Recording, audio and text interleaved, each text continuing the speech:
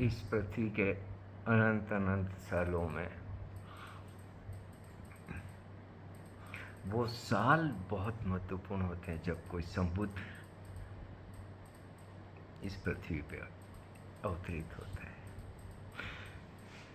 इस पीढ़ी के, इस समय के, हम सबके सौभाग्यों के सौभाग्य के हमारे होते ओशो हुए। ओशो के रूप में ऐसा एक वरदान मानवता को मिला जिनने अनगिनत आयामों से मानव चेतना के उत्थान हेतु हर संभव प्रयास किया।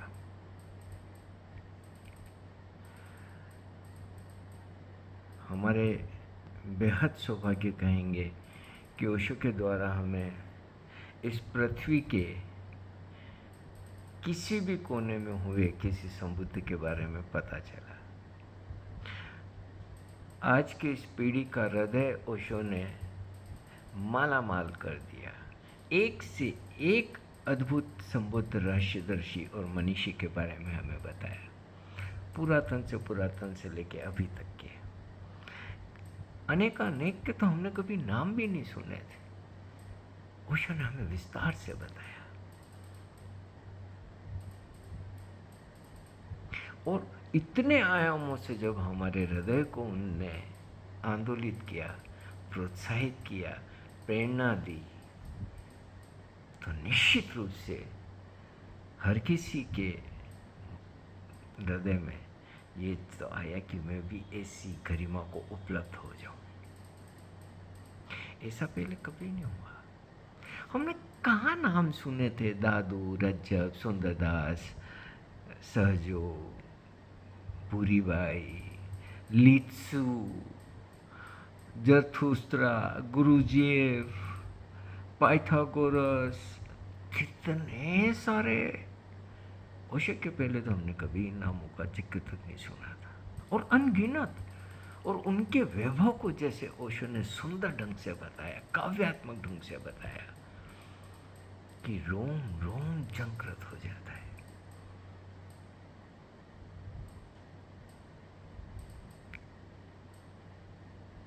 और फिर उनके आसपास घटी घटनाओं के बारे में विस्तार से बताया। कितनी न यादों और स्मरणों और कथाओं में उनने क्या क्या नहीं हमें बताया।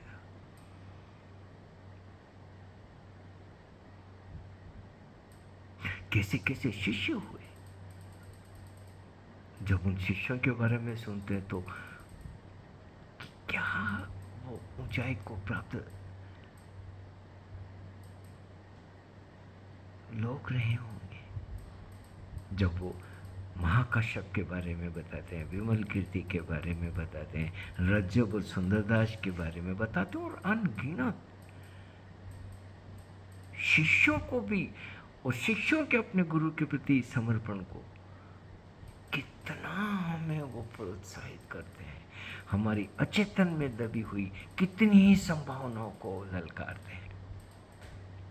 और फिर ऐसा नहीं हो रहा था कि ओशो सिर्फ ये बता ही रहे थे, ओशो स्वयं उस ऊंचाई को उपलब्ध थे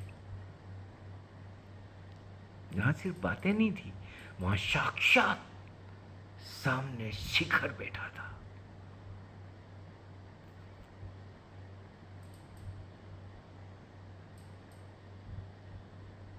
और फिर उनके शिष्य कैसे कैसे न हम शिष्य देखे हैं ओशो के।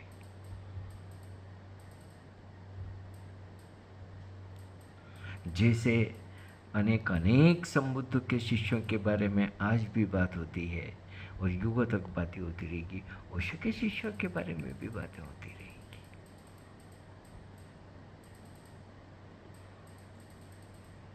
निश्चित रूप से जो ओशो के पास पूरी दुनिया से शिष्य इकट्ठे हुए, वैसा तो पहले कभी भी नहीं हुआ।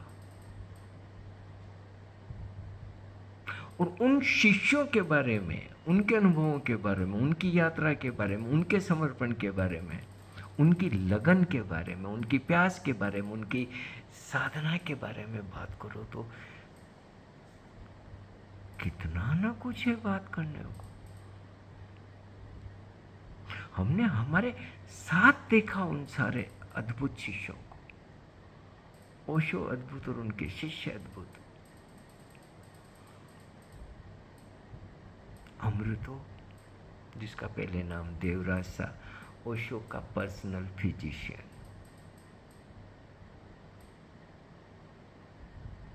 जब युगों तक ओशो की बात चलेगी तो ओशो के साथ में अमृतो का नाम जरूर आएगा। जैसे आज हम महाकाश्यपा की और विमल कीर्ति के और कई योग के बारे में सुन के रोमांचित होते हैं, लोग रोमांचित होंगे कि क्या अमृतो हुआ। एक बार ओशो से मिलना हुआ तो पलट के फिर कुछ नहीं देखा, सदा सदा के लिए ओशो का हो गया। जिस तरीके से 24 घंटे पूरा जीवन अमृतो ने ओशो के शरीर की, ओशो की सुविधा की, ओशो के स्वास्थ्य की ध्यान रखी, वो अद्वितीय है।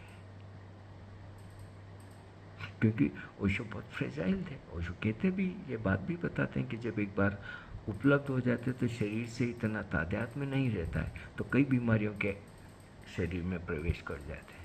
इसीलिए अधिकांश संबुद्ध ज़्यादा उम्र के नहीं हो पाते हैं। उनके शरीर को या उनके शरीर में बना रहना, इवन ओशो लगातार कहते रहे कि उनके लिए आसान नहीं है शरीर में बने रहना। किसी न किसी लंगर के द्वारा, किसी न किसी प्रयास के द्वारा वो शरीर में बने रहते हैं, शरीर के आसपास बने रहते हैं कि वो मानवता का और हित कर सके। उस इतने कोमल, इतने फ्रेजाइल, इतने संवेदनशील, इतने नाजुक, कोमल, निर्मल, निर्दोष शरीर को जिस तरीके से ने अमृतों ने ध्यान रखा, पूरे ओशो जगत को अमृतों का ऋणी मानना चाहिए।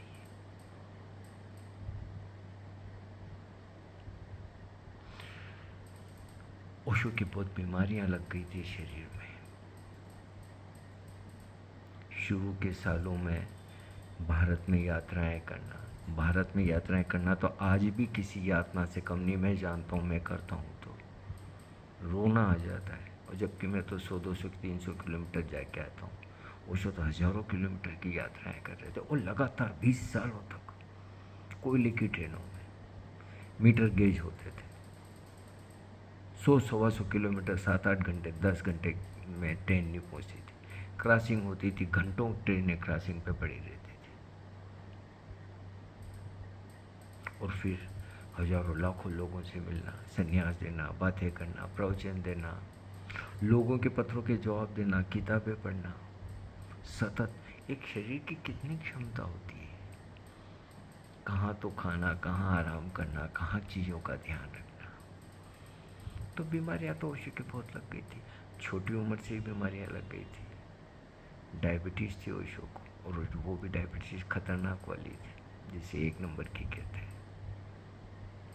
कम उम्र में डायबिटीज़ बीमारी नहीं लगनी चाहिए।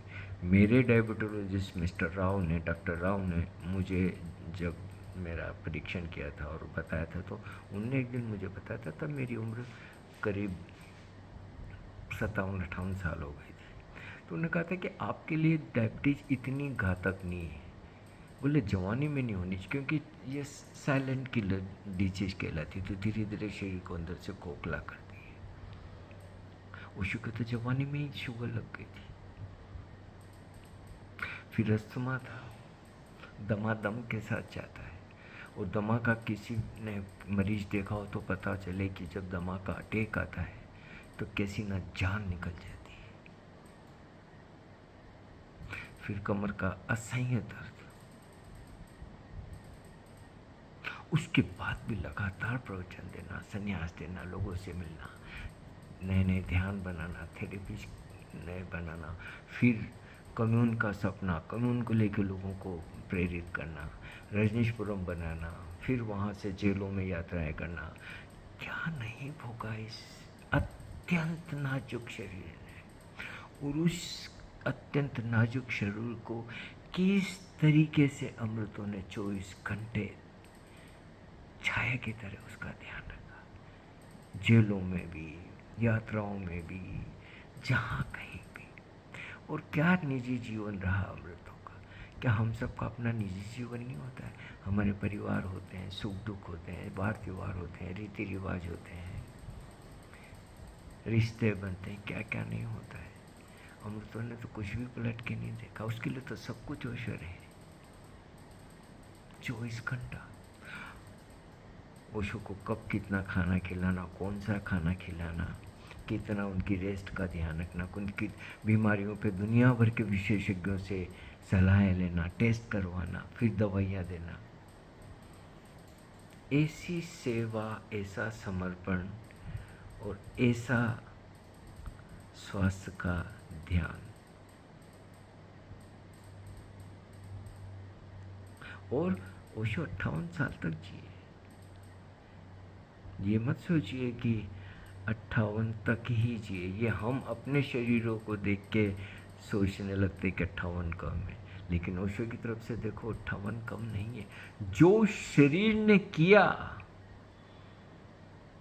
वो 58,000 साल का कर दिया उन 58 साल में। तो उसका असर तो शरीर पे हुआ कि नहीं हुआ?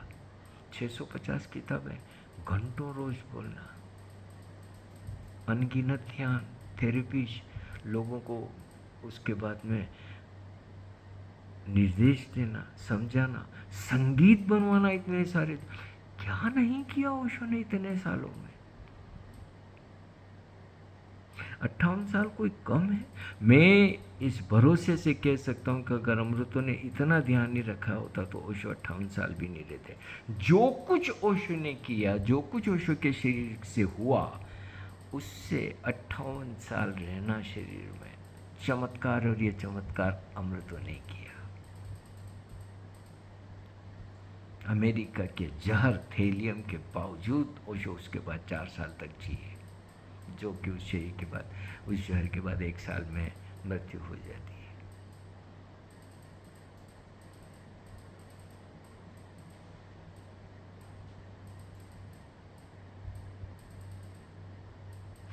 अमृतो ओशो के साथ युगों तक याद किया जाएगा, महानतम शिष्य के तरह। इस मानवता के श्रेष्ठ सद्गुरु ओशो का श्रेष्ठ शिष्य अमृतो।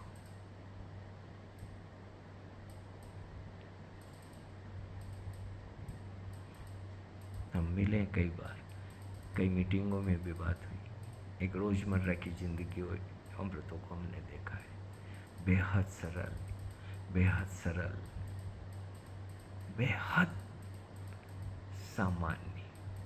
कभी उस व्यक्ति ने अपने आप को कुछ अलग बताने की कोशिश की, न उसके हाव भाव से कभी पता चलता। यहाँ तो 5 मिनट को मिल लिया तो किताबों पे किताबें और पता नहीं कौन कौन सी घोषणाएं करने लगते हैं। अमृतों ने तो ऐसी कोई घोषणा नहीं की। आखिरी समय तक ओशो की नब्ज उसके हाथ में थी।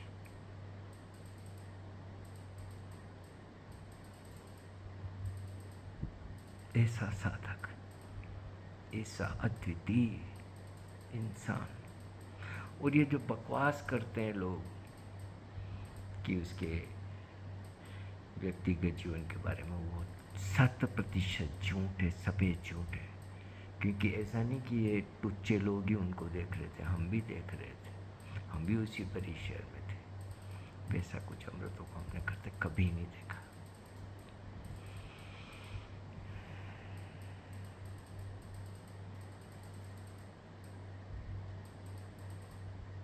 ओशो की जैसी देख रेख, साथ संभाल अमृतों ने की, उसका कोई दूसरा उदाहरण नहीं है। और निश्चित रूप से ओशो ने भी अमृतों को बहुत प्रेम दिया। वो उस प्रेम का पात्र है।